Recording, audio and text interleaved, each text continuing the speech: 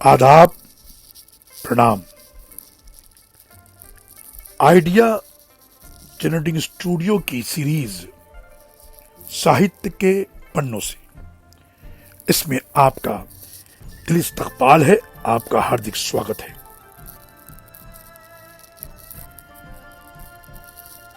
हमेशा ही नहीं रहते कभी चेहरे नकाबों में, सभी किरदार खुलते हैं कहानी खत्म होने पर।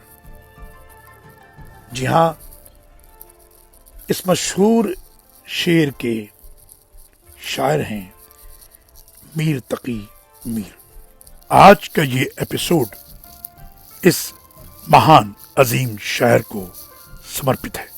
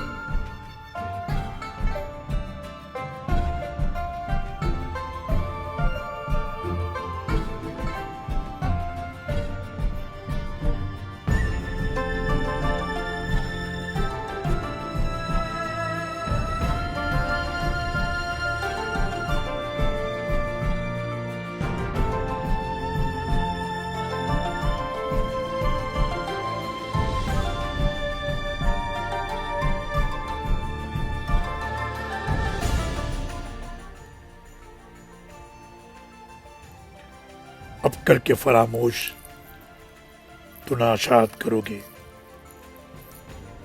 अब करके फरामोश तो नाशाद करोगे, पर हम जो ना होंगे बहुत याद करोगे।